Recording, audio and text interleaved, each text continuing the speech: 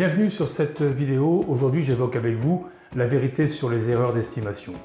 L'immobilier n'est pas une science exacte, c'est du moins le discours que je tiens toujours. Les estimations ne sont juste qu'à 20% près.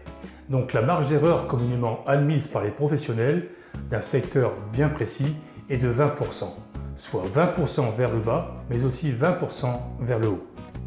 Prenons une maison de 200 000 € pour laquelle vous demandez des estimations. Il ne sera pas rare de recevoir des valeurs allant de 160 à 240 000 €, soit 80 000 € d'écart. Et oui, c'est bel et bien la vérité. Je suis sûr que vous avez déjà entendu ce genre d'écart, ou pire, vous l'avez connu. C'est juste énorme et on ne sait pas faire beaucoup mieux. Mais pourquoi, me direz-vous?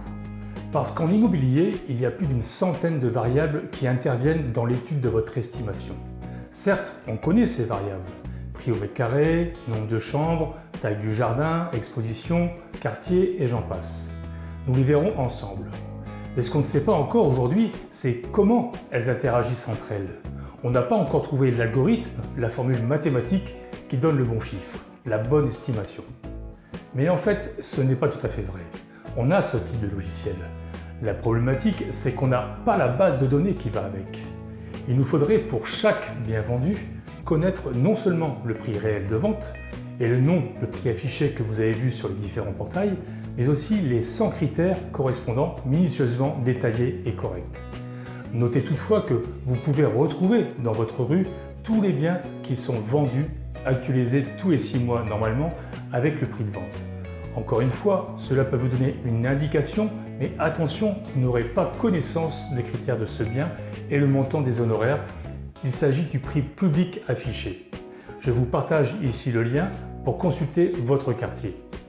Vous l'aurez compris, ce n'est pas parce que vous voyez un chiffre qu'il est exact. Alors attention, soyez vigilants avec les différents moteurs d'estimation que vous trouvez en ligne. Ils vous donnent une base, mais n'ont pas vraiment de pertinence. Si je prends comme exemple ce moteur de recherche, vous remarquerez que le prix moyen d'un appartement au mètre carré est de 2 194 €, avec une fourchette de 1 488 à 2 883 €, soit un écart du simple au double.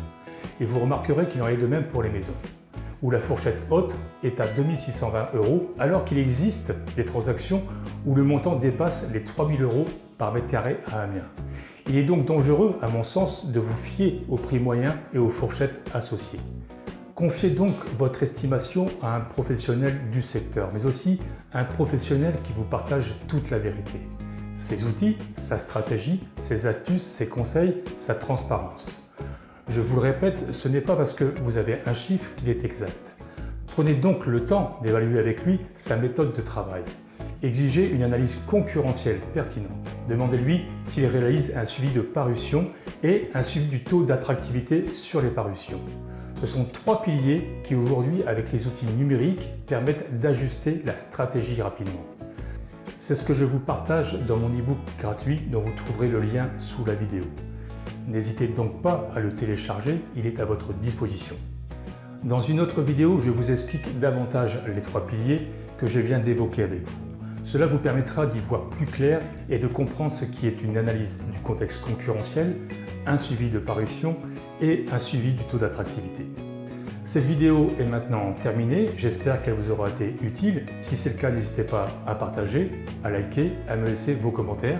Pour ma part, je reste à votre disposition pour vous accompagner dans votre projet immobilier. Je vous retrouve très vite pour de nouveaux conseils. À bientôt et merci.